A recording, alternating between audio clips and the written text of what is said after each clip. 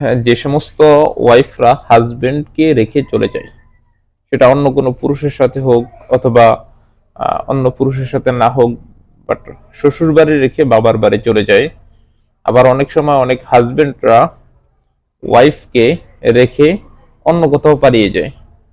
তো এই সমস্ত ওয়াইফদেরকে আবার ফিরিয়ে আনবেন কিভাবে, বা এই সমস্ত হাজবেন্ডদেরকে আবার ফিরিয়ে আনবেন কিভাবে, আজকের ভিডিওতে এই বিষয়টি নিয়ে বিস্তারিত আলোচনা করব। আমি মনে করি আজকের এই ভিডিওটি আপনাদের জন্য খুবই দরকারি, খুবই উপকারী এবং খুবই গুরুত্বপূর্ণ একটি ভিডিও। তাই ভিডিওটিকে না টেনে শেষ পর্যন্ত দেখার চেষ্টা করুন। ভিডিওটি শুরু করার আগে সংক্ষেপে কিছু কথা বলবো। টিকটকে আমাদের কোনো অ্যাকাউন্ট নেই। কিছু প্রতারক চক্র আমাদের ভিডিওগুলোকে টিকটকে আপলোড করে এবং আপনাদের সাথে বিভিন্ন রকম প্রতারণা করে। তাই প্রতারক চক্র থেকে সাবধানে থাকতে অবশ্যই স্ক্রিনে দেওয়া 3355 নাম্বারে সরাসরি ভিডিও কল দিয়ে কনফার্ম হয়ে তারপর কাজ দেবেন। চলুন তাহলে কথা না বাড়িয়ে ভিডিওর মেইন আলোচনায় আসতে পারি। আলোচনা করতেছিলাম, অনেক ওয়াইফরা অনেক সময় পালিয়ে যায় শ্বশুর বাড়ি থেকে, বা হাজবেন্ডকে রেখে চলে যায়, বা শ্বশুর বাড়ি থেকে যাওয়ার পরে হাজবেন্ডকে কনফার্ম জানিয়ে দেয় আমি আর তোমার বাড়িতে যাব না।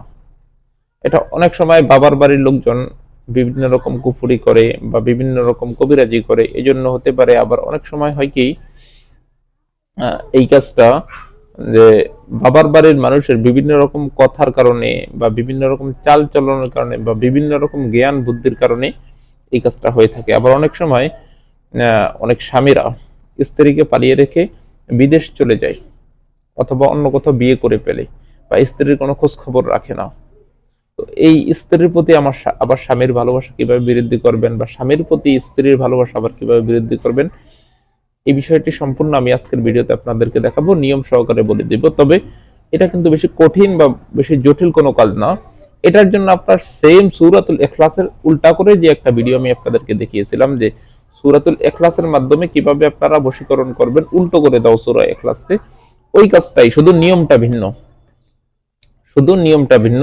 তো আমি আপনাদেরকে একটু স্মরণ করিয়ে দেই যে সূরাতুল ইখলাসকে বা এই কাজটা করার জন্য কিভাবে সূরাতুল ইখলাসটাকে উল্টা করে লিখবেন। এই বিষয়ে এই ভিডিওটা আমি আগেও দিয়েছি, তারপর এখন একটু আবার আপনাদেরকে স্মরণ করিয়ে দিই। সূরাতুল ইখলাসকে উল্টোভাবে লেখার নিয়মটা আমি আগেও আপনাদেরকে দেখাইছি, এখানেও দেখাচ্ছি।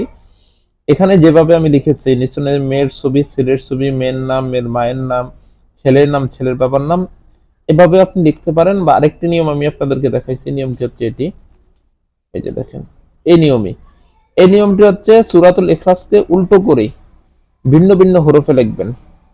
সূরাতুল ইখলাসকে উল্টো করে ভিন্ন ভিন্ন হরফে লেখা, এটা হচ্ছে সেই নিয়ম। অথবা আপনি ঘর করে নকশা আকারে এভাবেও লিখতে পারেন। দুটার যে কোনো একটা লিখেন, আপনার দুটাই হুবাহু তীরের মতো কাজ করবে সূরাতুল ইখলাসকে। তবে ছেলে মেয়ের অথবা হাজবেন্ড ওয়াইফের ছবি অবশ্যই আপনাদের প্রয়োজন হবে। ছবি না দিলেই অনেক সময় কাজ হতে বিলম্ব হয় বা দেরি হয়ে যায়। এই জন্য হাজবেন্ড ওয়াইফ হোক, ছেলে মেয়ে হোক, তাদের ছবি অবশ্যই আপনাদের দিতে হবে। ছবি দিলে কাজটা একটু দ্রুত হবে এবং তাড়াতাড়ি হবে, এবং কাজ হতে কোনো বিলম্ব হবে না, কেউ কাজ আটকেও রাখতে পারবে না। তো এখন আমি আপনাদেরকে নিয়মটি সম্পূর্ণ বলে দিব, নিয়মটির দিকে একটু ফলো করুন, এই নিয়ম অনুযায়ী আপনারা কাজ করেন।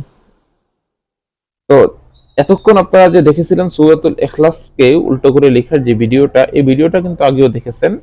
সেম ভাবে আপনারা লেখার পরে নিয়মটা হচ্ছে, আমি আপনাদেরকে বলছি নিয়মটা হচ্ছে, আপনি এই কাজটা করতে হলে প্রথমে আপনার একটা কবুতর লাগবে, একটি শিং মাছ লাগবে, আর একটি ডিম লাগবে। তিনটা কাজ, তিনটা ভাবে এই কাজটা আপনি করতে হবে। একটি কবুতর, একটি শিং মাছ এবং একটি ডিম। এই টোটকাটাকে, সূরাতুল ইখলাসের যে টোটকাটাকে, এটা তিনটা কাগজের টুকরে আপনি লিখতে হবে। তিনটা কাগজের টুকরে লিখার পরে আপনি এটাকে আপনি একটা টোটকাকে তাবিজের মতো পেঁচিয়ে কবুতরের গলায় বেঁধে ছেড়ে দিবেন। আরেকটা টোটকাকে আপনি শিং মাছের গলায় বেঁধে নদীতে বা পুষ্করিণীতে ছেড়ে দিবেন। আরেকটা টোটকাকে ডিমের সাথে বেঁধে মাটির ভিতরে পুঁতে রাখবেন।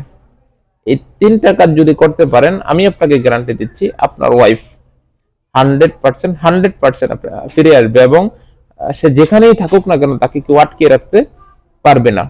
তো কাজটা আমি যেভাবে বলেছি আপনাকে, বা যেই নিয়মে বলেছি, আপনি ওরকম ভাবে 100% করার চেষ্টা করবেন।